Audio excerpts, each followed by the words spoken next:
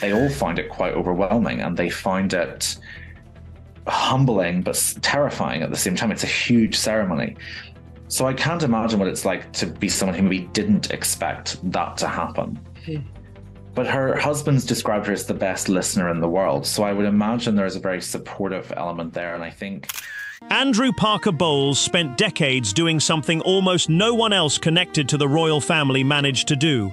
He stayed quiet. While books were written, interviews were broadcast, and endless debates surrounded Queen Camilla's past, the man who knew her long before the crown rarely entered the conversation. That silence became part of the mystery. Then, something changed. Royal watchers began revisiting one particular interview and a series of overlooked remarks that many believed deserved far more attention than they received at the time. They were not explosive accusations. They were not bitter attacks. Yet to some commentators, they carried a quiet sadness that proved far more powerful than any headline. Because after years of refusing to publicly define Camilla by their shared past, Andrew Parker Bowles appeared willing to leave behind one final reflection. And if those reported reflections reveal anything, it is not just the story of a former marriage. It is the story of how time, duty, and history can reshape lives in ways no one could have predicted. Before we examine what Andrew said, and why so many people now describe those words as devastating, there is one detail that changes the entire way this story is understood. For decades, one man watched the story unfold from the shadows without trying to rewrite it. He rarely defended himself. He almost never criticized anyone. And whenever the world wanted him to explain the woman who would one day become Queen Camilla, Andrew Parker Bowles simply stepped aside and let history speak for itself. That silence is exactly why renewed attention has become so remarkable. You know, talking about hundreds of millions of people watching this around the world. I did a story last week just about how the planning was still pretty, there's lots of tension within the planning because they'd only had one rehearsal. That was timed and went significantly over. I mean, we've seen there's an awful lot to prepare. There's been... As royal commentators revisit one of the most discussed relationships in modern royal history, fresh interest has turned toward the former cavalry officer whose life became permanently linked with Camilla long before she entered Buckingham Palace. Reports, old interviews, biographies, and historical accounts have all been pulled back into public conversation, leaving many people asking the same question. After remaining largely silent for so many years, why are Andrew Parker Bowles' reflections attracting attention now? Perhaps the more important question is not what he reportedly said, but why those words matter today. History has a curious habit of sounding different when enough time has passed. Emotions cool, public battles fade, yet certain memories refuse to disappear.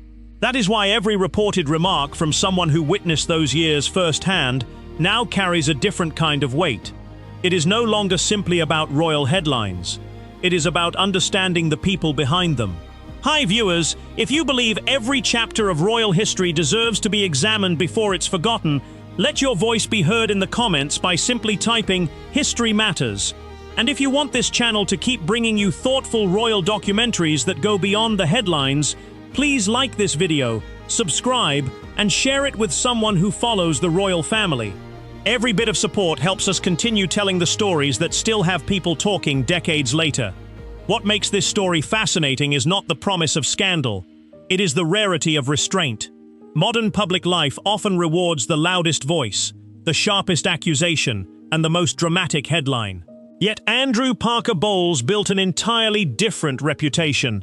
Across years of public fascination with his former wife, he generally avoided fueling speculation. That long silence has become part of his story just as much as anything he ever chose to say. Long before cameras followed every royal appearance, Andrew Parker Bowles had already established himself through military service and within Britain's well-known social circles. Friends and historians alike have often described him as someone comfortable with public attention, but reluctant to turn deeply personal matters into public entertainment. Whether that reputation has always been entirely deserved remains open to interpretation, yet it helps explain why every rare public reflection immediately attracts renewed interest. Camilla's own journey transformed beyond anything few could have imagined decades earlier. Public opinion shifted dramatically over the years. Relationships evolved. The monarchy itself entered a period of enormous change.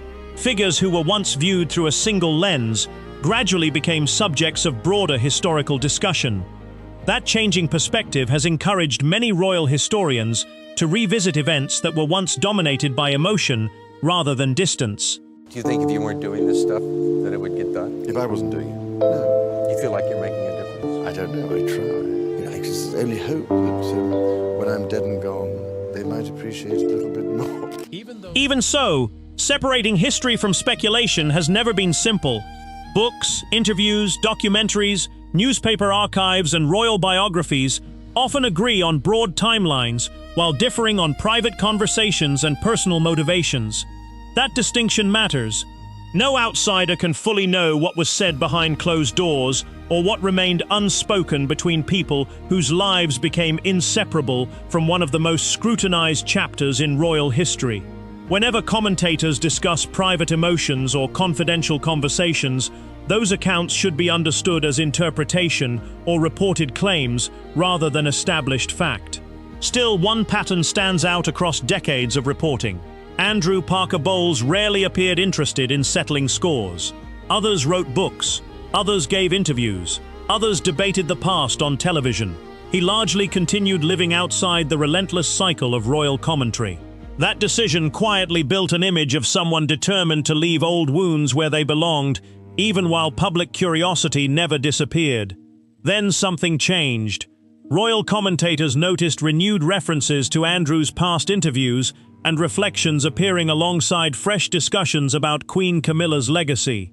Journalists revisited remarks that had once received little attention, reading them again through the lens of everything that had happened since. Instead of asking whether old relationships had ended well or badly, observers began asking a different question altogether. What does someone see after standing close enough to history to watch it unfold from beginning to end? The answer was never likely to arrive through dramatic accusations. Those who have followed Andrew Parker Bowles over the years understand that measured language has always suited him better than sensational declarations. That is precisely why even a thoughtful reflection can seem powerful when it comes from someone who has spent so much of his life choosing silence over spectacle. There is another reason this moment has captured attention. Time changes the meaning of almost everything. Words spoken 20 years ago may carry new significance after changing public attitudes, changing generations, and changing roles within the royal family. A sentence that once seemed ordinary can suddenly appear deeply personal when viewed through the long arc of history. That shift has encouraged historians and royal observers to reconsider not only what was said, but also what was never said. Many biographies describe Andrew and Camilla's relationship as one built during an entirely different era of British society, when aristocratic expectations, military careers, and royal friendships often overlapped in complicated ways. Looking backward with today's standards can sometimes oversimplify circumstances that were considerably more nuanced at the time. That is why careful examination remains more valuable than dramatic conclusions. As renewed interest gathered momentum, commentators found themselves divided. Some believed there was nothing left to discover. Others argued that quiet voices often preserve the most revealing perspective because they have never competed for attention. Neither side could point to a definitive answer. Yet curiosity continued growing with every renewed discussion. If there is one lesson history teaches repeatedly, it is that silence is rarely empty. Sometimes it reflects dignity, sometimes caution, sometimes unresolved emotion, sometimes simply the desire to protect private memories from becoming public property. Only the individual choosing that silence truly knows which explanation is correct. And according to accounts that began circulating among royal commentators, one private conversation would soon remind everyone why Andrew Parker Bowles had remained one of the monarchy's most quietly intriguing figures. What reportedly emerged from that discussion was not what many people had expected, and it would force even long-time royal watchers to reconsider the story they thought they already knew. I made one dumb mistake, and I'm never being forgiven for it. And this show that they're on, they talk about compassion. There's no compassion for me. There's no compassion for my family. And there's no compassion for the world. What he emphasized surprised nearly everyone, because it did not begin with a press conference or an official statement from a gilded hall.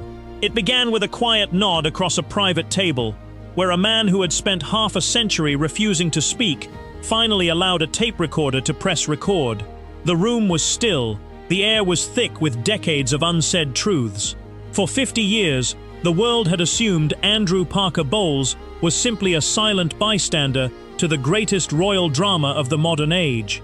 They believed he was a man who had passively watched his life, his marriage, and his name be swept into the relentless machinery of the British Crown. But as the low hum of the microphone captured his breath, the calm composure he had maintained through decades of tabloid storms appeared to fracture. He was not there to defend himself. He was not there to cast blame. He was there to confront the quiet, crushing reality of a history that had consumed everyone involved.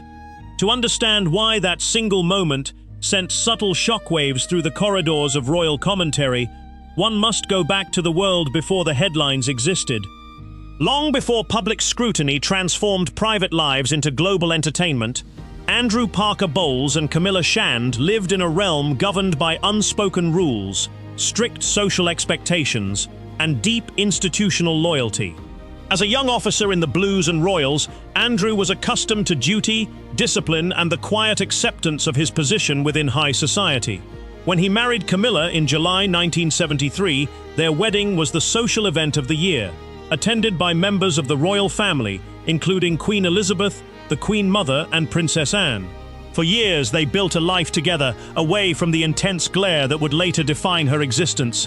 They raised children. They shared social circles. They moved through the quiet countryside, navigating the obligations of military service and aristocratic life. Yet beneath the surface of that conventional life, the invisible forces of history were already in motion. As the years passed, the dynamics surrounding their marriage shifted dramatically. The public narrative began to absorb their private world, pulling them into a story far larger and far more damaging than either could have anticipated. When the separation came in December 1994, followed by their divorce in 1995, the world demanded a narrative of bitter betrayal and public war. The media expected loud accusations, dramatic interviews, and lucrative tell-all memoirs. That was the script the public had grown accustomed to during the tumultuous 90s. Yet Andrew refused to play the role assigned to him. While news outlets dissected every detail of Camilla's life, casting her as the central figure in a national tragedy, Andrew chose absolute, unyielding silence. He did not sell his story. He did not issue defensive press releases. He did not grant lucrative television sit-downs to clear his name. Instead, he stepped into the shadows and let the world draw its own conclusions. For decades, that decision was viewed as simple aristocratic stoicism. But those who watched closely began to understand that his silence was something far more deliberate. It was a protective shield, not just for himself, but for his children and for the woman he had once sworn to protect. While Andrew maintained his low profile, Camilla was forced to walk through a psychological wilderness that few human beings could survive unscathed. She became one of the most vilified women in modern media history. Long before she was hailed as a key stabilizing force of the modern monarchy, she was relentlessly pursued by photographers, mocked by commentators, and painted as the villain of a fairy tale gone wrong. Through every insult, every hostile headline, and every public humiliation, Andrew watched from a distance. Royal biographers and commentators often wondered how a former husband could remain so entirely silent while the mother of his children was publicly torn apart. Did he feel anger? Did he feel guilt? Or was his silence the ultimate act of loyalty in a world where every spoken word was weaponized? Palace advisors and media strategists frequently speculated about what Andrew might say if he ever chose to speak. Rumors circulated for years that publishers were offering fortunes for his private journals, believing his perspective held the final missing pieces of a historic puzzle. Yet year after year, decade after decade, he turned every offer down. If you are watching this right now and you know in your heart that you would have abandoned someone the moment the world turned against them, then maybe this story is not for you. But if you have the emotional depth to realize how rare genuine loyalty really is, subscribe right now. Don't just watch from the outside. Subscribe today, or admit that you prefer superficial gossip over the difficult, uncomfortable truths of real human sacrifice. The surrounding dynamic grew even more complex as King Charles III, palace advisors, and royal correspondents navigated the delicate transition of Camilla's public image. Over 2 decades, a carefully orchestrated effort transformed her standing from a controversial figure into the queen companion of the realm. It was a monumental shift, requiring immense patience, discipline, and restraint from everyone involved. Yet throughout that long transformation, the shadow of the past never fully disappeared. Whenever a new biography was published, or an old document resurfaced, commentators inevitably turned their eyes back toward Andrew Parker Bowles. Why had he never broken? Why had he never sought to correct the record? Was it out of respect for the crown, or was there a deeper, far more personal pact made long ago behind closed doors? The answer began to emerge only when a respected journalist, known not for sensationalism but for serious historical analysis, approached Andrew with a different kind of inquiry. The questions were not designed to provoke scandal or unearth forgotten grievances. They were centered on the heavy themes of legacy, forgiveness, duty, and the invisible price paid by those who live near the throne. According to reported insider accounts that have quietly circulated among royal observers, Andrew did not give a fiery interview demanding justice. He reportedly agreed to share his reflections because he understood that time was running out and that history was growing cold. He realized that if he remained entirely silent forever, the world would only ever know the distorted caricature created by decades of tabloid warfare. When he finally spoke, he did not attack the monarchy. He did not express bitterness toward the king. He did not lament the choices that had altered the course of his life. Instead, his reported reflections focused on the quiet, devastating nature of time itself. He spoke of the crushing weight that public life places on private hearts, and the terrible cost of watching someone you care about undergo a public crucifixion while you remain powerless to stop it. Those who heard accounts of his words described them not as a confession, but as a profound meditation on human endurance. He acknowledged the mistakes, the pain, and the strange twists of fate that had defined their generation. But what caught veteran royal commentators completely off guard was the profound absence of malice in his tone. In a world where public figures routinely sell out their past for relevance or revenge, Andrew Parker Bowles offered something far more dangerous to the modern news cycle: grace. Yet, as word of this quiet, emotional reflection began to leak through select media circles, those closest to the situation realized that the narrative was far from complete. The reported interview was supposed to settle the past, to bring a sense of dignified closure to a story that had haunted the public imagination for over 30 years. In the 1040s up until his death, I believe 1042, I think, up until 1066. But he was very religious. He actually was one of the ones who helped really found Westminster Abbey as a centre of royal events. But he was declared a Catholic saint after his death.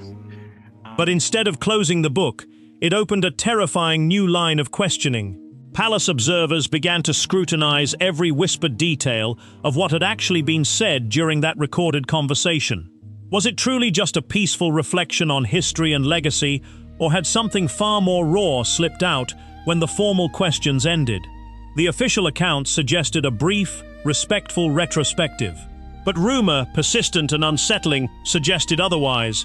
Sources within media networks began to whisper that the most emotional, damaging, and heart-wrenching portion of Andrew's statement had been cut from the final narrative, suppressed before it could ever reach the public domain.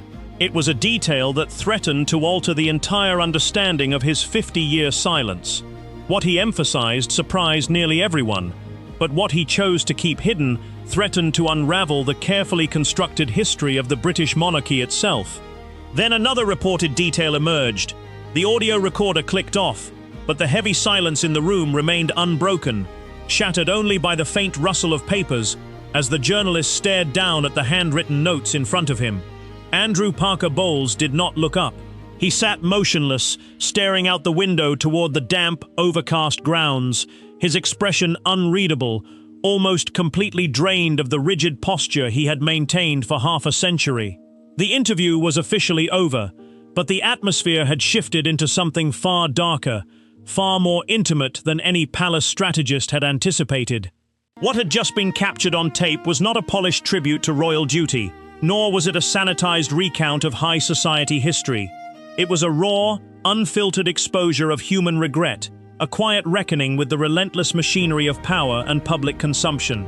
According to reported details from media insiders, those initial reflections were never meant to provoke a public storm, yet as accounts of the conversation began filtering through journalistic channels, the true emotional weight of what Andrew had shared started to take shape. Rather than presenting his past through the sanitized lens of official history, his reported remarks confronted the harsh, unvarnished realities of a life lived in the shadow of the British crown. He spoke of absolute loyalty, not as a glorious ideal, but as an agonizing burden that demands total self-erasure. He reflected on how public duty slowly, systematically strips away the private identities of those caught within its orbit, leaving them to navigate the wreckage of their personal lives in full view of a relentless world. He did not frame himself as a victim, nor did he offer excuses for the decisions that had reshaped his family's destiny. Instead, those who claim to have knowledge of the account describe a man reflecting on the terrifying velocity of time. He reportedly spoke of how decades of intense public scrutiny can flatten complex human emotions into simplistic tabloid caricatures. The world wanted villains and victims, betrayal and triumph. But the reality, as Andrew allegedly described it, was far more tragic. It was a story of real people, caught in an irresistible current of historical expectations, where every personal choice carried devastating consequences for everyone involved. When royal commentators and veteran biographers began analyzing these reported observations, the reaction was immediate and divided. For decades, the media had categorized Andrew as a stoic, detached figure who had simply stepped aside to allow history to take its course. But this reported perspective painted a radically different picture. It revealed a man who had felt every single blow delivered to the woman he had once married, a man who had watched from the sidelines as the mother of his children was systematically transformed into a public target. His reported words were not bitter, but they carried a profound, quiet compassion that caught even seasoned observers completely unprepared. The contrast between public perception and this reported private reality sent shockwaves through royal circles. For 30 years, commentators had debated whether Andrew felt lingering resentment or quiet anger over how his life had unfolded. Yet these reported reflections suggested that he had moved far beyond anger, arriving instead at a deep, melancholy understanding of the human condition. He understood that the institution of the monarchy demands absolute sacrifice, not just from those who wear the crown, but from everyone who dares to love them. If you are going to sit there, absorb this story, and then quietly scroll away without subscribing, then you are proving every critic right about how modern audiences treat real human sacrifice as cheap entertainment.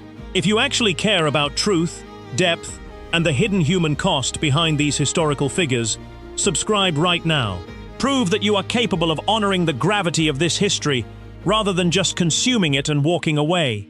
As news of these reported statements spread through media networks, observers began questioning why these reflections felt so radically different from anything heard before. Royal correspondents pointed out that public figures involved in high-profile historical events rarely display such genuine emotional restraint.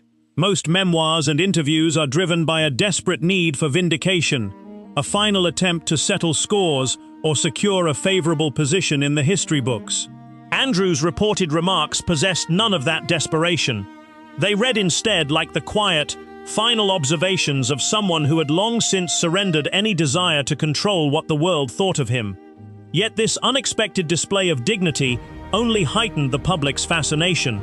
Historians noted that the emotional depth of his reported comments served as a powerful reminder of the invisible price paid behind palace walls. While the world focused on public ceremonies, official titles, and royal protocol, real people were quietly bearing the psychological scars of an unforgiving era. Andrew's perspective offered a rare, chilling glimpse into that private reality, forcing the public to re-evaluate the simplistic narratives that had dominated headlines for generations. The reported interview was intended to offer a balanced, reflective closing chapter to a story that had intrigued the public for over 50 years. But just as commentators were preparing to analyze the final significance of his words, a far more unsettling report began to surface behind closed doors. Rumors began circulating among senior media executives that the material released to the public represented only a fraction of what had actually transpired during that private encounter. According to persistent claims from well-placed insiders, the initial transcript had been carefully edited, stripped of its most emotionally raw and devastating observations before reaching the public eye. Commentators suggested that as the formal interview concluded, Andrew had allowed himself to speak about a moment so deeply personal, so emotionally volatile, that those present knew instantly it could never be broadcast without causing immense distress to the royal family. It was alleged that this hidden portion of the conversation did not contain dramatic political secrets or explosive accusations. Instead, it centered on a single, heartbreaking admission regarding Camilla, an unvarnished reflection on what had truly been lost in the relentless march toward the throne. Palace observers began whispering that this undisclosed statement contained an emotional reality so profound that it threatened to fundamentally alter how the public viewed the entire story of Queen Camilla and the man who had loved her first. Then another reported detail emerged, threatening to shatter the fragile silence once and for all. The producer leaned closer to the desk, his hands trembling slightly, as he placed the unedited transcript back into a heavy leather binder, closing it with a muted thud that sounded like a coffin lid snapping shut. The room felt suddenly cold. Outside, the London rain beat relentlessly against the window panes, matching the dark, oppressive weight that had descended upon everyone who knew what was contained inside that file. There were no cameras running when Andrew Parker Bowles spoke those final, agonizing words. There was no studio lighting, no director calling for a retake, and no public relations team hovering near the door to sanitize his speech. There was only an elderly former cavalry officer sitting in the shadows, finally confronting the ghosts that had pursued him across 5 long decades. The unverified account of that off-the-record moment spread through royal media circles like a quiet contagion, unsettling even the most hardened observers. For years, the official story of Camilla's ascent to the throne had been framed as a masterclass in institutional patience and personal endurance. The world watched her transform from a vilified public outcast into a respected royal figure, crowned beside King Charles III in a historic spectacle of endurance and rehabilitation. Yet this reported hidden exchange cut through that triumphant public narrative with terrifying precision, shifting the focus away from political victory and back to the immense, irreversible human cost required to achieve it. To view Camilla's journey without acknowledging the heavy toll exacted upon everyone in her orbit is to ignore the deepest reality of modern history. Over 30 years, public opinion had shifted dramatically, but that transformation was paid for in the quiet currency of private grief, severed bonds, and lifelong silence. Friends, royal biographers, and veteran commentators have long recognized that no one emerges from the epicenter of a global media storm completely whole. The emotional scar tissue remains long after the headlines fade, hidden beneath formal titles, designer wardrobe, and carefully scripted public appearances. Andrew's reported perspective served as a chilling reminder that behind the majestic curtain of the British monarchy, human hearts still break in silence. The burden of history does not simply vanish because a crown is placed upon a head. If anything, the weight grows heavier as the years advance, forcing those involved to look backward and calculate the true price of their choices. Media insiders claim that during that private, unrecorded exchange, Andrew addressed that very burden with a raw, haunting simplicity. He reportedly spoke of watching the woman he had known in her youth slowly swallowed by the immense, impersonal apparatus of state duty. He observed the invisible barriers that gradually rose between her and the life they had once built together, leaving him to witness her ordeal from a distance, completely powerless to shield her from the venom of a hostile world. This reported reflection added a profound, disturbing layer to the public's understanding of their shared past.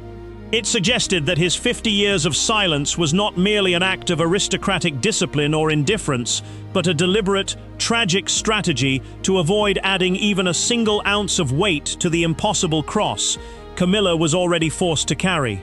Every interview he refused to give, every book deal he turned down, and every public comment he withheld was a silent effort to protect her from further damage. He chose to absorb the world's curiosity and contempt so that she would not have to fight another battle on his account. If you are going to sit there, consuming the agonizing private truths of real human beings who bled in silence for decades, and then walk away without subscribing, you should ask yourself what kind of viewer you really are. If you lack the basic respect to hit that subscribe button right now, then you are simply feeding off their pain for cheap thrill. Subscribe now, or admit that you care nothing for the truth behind the royalty you claim to follow. As word of these unconfirmed accounts circulated, royal historians and biographers began examining the psychological landscape of the entire era with renewed intensity. Multiple viewpoints emerged, each trying to make sense of a narrative that refused to fit neatly into the standard tropes of royal gossip. Some commentators argued that Andrew's reported remarks were merely the poetic, nostalgic reflections of an aging man looking back on a distant youth with romanticized regret. Others insisted that his words carried the precise, analytical weight of someone who had spent his entire life studying the destructive power of public life from the inside. What made these reported claims so profoundly unsettling was not any threat of scandal, but the overwhelming sense of emotional finality they conveyed. Friends and acquaintances who had known Andrew across the decades often remarked on his quiet composure, his complete lack of interest in seeking public sympathy, and his unwavering loyalty to the unspoken rules of his social class. For such a man to reportedly break down that wall, even for a brief, unrecorded moment, suggested an emotional burden so intense that it could no longer be contained within the human chest. The tension surrounding this central mystery continued to build, fueled by the knowledge that no official source would ever confirm or deny the existence of those final remarks. Palace officials remained predictably silent, adhering to their age-old policy of never commenting on private conversations or unverified media rumors. Yet that very silence only added weight to the persistent whispers. The public was left suspended in a harrowing state of uncertainty, forced to choose between the comfortable, sanitized version of history presented on television and the dark, heartbreaking reality hinted at by those who claimed to have heard the tape. Then came the rumor that transformed the entire story from a historical curiosity into an unforgettable mystery. Persistent claims began circulating that during those final seconds of unrecorded tape, Andrew Parker Bowles made one specific, deeply personal statement about Camilla, a single sentence reflecting on love, loss, and the irreversible passage of time that was never intended to see the light of day. It was alleged that this statement was so emotionally devastating, so utterly profound in its grief, that it fundamentally altered the meaning of every decision he had made since 1973. If that account is accurate, it changes how many people interpret Andrew's silence forever, raising a terrifying final question that history may never be allowed to answer. The audio cassette recorder sitting on the edge of the polished mahogany desk let out a sharp, metallic click as the reels ground to a sudden halt, echoing through the empty room like a quiet gunshot. The sound died instantly, leaving behind an unbearable stillness. The interview was over. The journalist did not reach out to rewind the tape. Andrew Parker Bowles did not rise from his chair. He simply looked at his own weathered hands, resting motionless on his knees, as if realizing that the last door keeping his past private had just been closed forever. 50 years of unspoken grief, quiet dignity, and fierce restraint had collapsed into a single, haunting moment, leaving an unanswered question hanging in the cold air between them. Whether those reported final remarks actually exist on an unreleased tape, or whether they belong to the endless realm of royal mythology, the mystery surrounding Andrew Parker Bowles' long silence has reached its emotional zenith. For over half a century, the public demanded a villain in the royal narrative, someone to hold accountable for the painful dissolution of marriages and the fracturing of lives under the unforgiving glare of global fame. Yet Andrew refused to play his part in that public trial. By choosing total, unwavering silence, he forced the world to look at an uncomfortable truth. Real human lives cannot be neatly reduced to tabloid headlines or dramatic television scripts. This profound gap between the official public narrative and the private human reality is where the true tragedy of this story lies. The crown demands absolute sacrifice, not only from those who wear it, but from everyone who steps within its magnetic field. Camilla Parker Bowles walked through decades of public hostility to reach her place as queen, but she did not walk that path alone in spirit. Watching from the cold periphery was the man who had known her before the world claimed her, the man who understood the immense price she was paying long before the crown ever touched her head. His reported decision to finally offer measured, quiet reflections was not an act of surrender, but a dignified effort to remind history that beneath the royal pageantry beat real, vulnerable human hearts. History is written by those who survive the storm, but it is often preserved by those who choose not to scream. Andrew Parker Bowles' long silence was never a sign of absence or indifference. It was a silent, protective fortress built around memories that were simply too precious, too painful, and too complicated to be thrown to the media hounds. In a world obsessed with instant self-justification, sharp accusations, and cheap dramatic revelations, his measured restraint stands as a haunting relic of an era when love and loyalty were expressed not through public declarations, but through the willingness to endure judgment without complaint. If you are going to close this video right now, turn off your screen and forget the silent sacrifices of human beings who bled behind palace walls just so you could be entertained, then you are part of the reason true loyalty is dying in our world. If you possess the emotional integrity to honor these quiet, devastating truths, then subscribe right now. Don't just be a passive spectator who consumes real human heartbreak and walks away indifferent. Click that subscribe button, share your respectful thoughts in the comments below, and prove that you actually value the human soul behind the historical title. The story of Andrew and Camilla reminds us that history often leaves its most crucial questions unanswered, locked away in private rooms and quiet hearts where no camera can ever follow. The official record will show dates, titles, grand ceremonies, and historical milestones. It will document the rise of a queen and the enduring stability of an ancient institution, but it will never capture the quiet conversations held in shadow, the unspoken regrets exchanged across a crowded room, or the ultimate price paid by those who chose to love in the shadow of the throne. Sometimes the most powerful statements ever made are not the dramatic accusations splashed across newspaper front pages, but the quiet, agonizing reflections on love, loss, time, and the irreversible consequences of lives surrendered to the public eye. Andrew Parker Bowles understood that some truths are too heavy for the public square, leaving the world to wonder what was truly said when the tape stopped spinning. Yet, just as the dust begins to settle on Andrew's silent sacrifice, an even darker, far more disturbing file has quietly been unlocked within the royal archives. You might believe you understand the full cost paid by those around the crown, but you have not yet seen what happened when Princess Anne made a secretive, unscripted visit to a private estate just days before Camilla's coronation. Next time, we uncover the hidden, unreleased transcript of a confrontation that palace officials spent millions trying to bury, featuring a single chilled warning from Princess Anne that changed the future of the monarchy forever. The encrypted telephone line between Clarence House and the private office of the royal household clicked sharply, cutting off mid-sentence as a senior courtier slammed the receiver back onto its cradle. The silence that followed was suffocating. Across the mahogany desk lay a stark, single-page intelligence summary detailing the precise media outlets that had received leaks regarding Andrew Parker Bowles' off-the-record reflections. For months, palace strategists had operated under the comforting assumption that 50 years of aristocratic discretion would hold firm against the relentless tide of modern journalism. But as news of the withheld tape began circulating through executive newsrooms in London and New York, the fragile equilibrium within Buckingham Palace fractured completely. Behind closed doors, the crisis was never about salacious scandal or sensational accusations.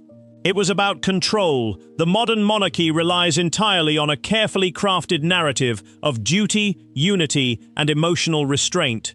Every public appearance, every official portrait, and every state ceremonial is designed to project an image of seamless continuity. Yet the reported existence of a former husband's raw, emotional reflection threatened to tear through that polished surface, exposing the deep human wounds that the institution had spent decades trying to cover up. Senior advisors gathered in emergency sessions, frantically debating how to manage a story that had no clear villain and no easy official denial. To attempt an official denial would only validate the speculation, feeding a global media engine hungry for every detail of palace unease. To remain completely silent, however, risked allowing public imagination to run wild, turning every whispered rumor into accepted historical fact. Commentators within inner royal circles reported that the tension was particularly acute because everyone involved recognized the unique position Andrew Parker Bowles held. He was not a disgruntled former employee or a publicity-seeking outsider. He was a trusted insider, a man whose lifelong loyalty to the crown had been absolute, making his reported emotional undoing far more dangerous than any hostile tell-all book could ever be. As the palace communications machine scrambled to contain the narrative, observers noted a subtle, unmistakable shift in the public handling of Queen Camilla's schedule. Speeches were adjusted, media access was quietly restricted, and public appearances were choreographed with an almost frantic precision to project calm and unshakable confidence. Yet beneath that majestic exterior, the psychological toll was undeniable. The ghost of a past that the royal family believed had been permanently laid to rest had returned with terrifying force, forcing key figures to confront the reality that history cannot be rewritten simply because it is inconvenient to the crown. If you are going to sit there watching this breakdown, ignoring the immense psychological pressure endured by real human beings behind those palace gates, and then click away without subscribing, then you are proving that you only view human suffering as disposable drama. If you actually possess the emotional maturity to respect the complex realities of history and power, subscribe right now. Stop being a passive consumer of cheap thrills. Hit that subscribe button and show that you care about the deeper human truths behind the headlines. Royal historians analyzing the palace aftermath pointed out that this moment represented a fundamental turning point in how the public views the modern monarchy. For generations, the institution survived by maintaining an aura of distant, unapproachable perfection. But in an era driven by emotional transparency and relentless scrutiny, the hidden cost paid by those on the periphery can no longer be swept under the rug. The reported fallout from Andrew's unspoken reflections revealed an institution desperately struggling to balance the rigid demands of statecraft with the fragile, bleeding reality of private lives. Multiple sources within royal media circles suggest that while official statements will never acknowledge the tape or the crisis it caused, the internal reverberations will be felt for years to come. The delicate peace achieved after decades of media warfare has been permanently altered, leaving advisors to quietly ponder how many other hidden truths remain buried within private collections, waiting for the right moment to surface and challenge the official historical record. Yet just as palace officials believed they had managed to construct a temporary wall of silence around Andrew's reported remarks, an even more alarming discovery was made inside the royal archives at Windsor Castle. A forgotten journal entry, penned by Princess Margaret during the height of the 1990s royal crisis, has unexpectedly been unsealed by researchers, detailing a private agreement made between the Queen Mother and key family members that alters everything we thought we knew about Camilla's future. Next time, we bring you the shocking, unedited contents of that hidden ledger and the chilling secret protocol that was set in motion long before Charles ever took the throne. You cannot afford to miss what comes next.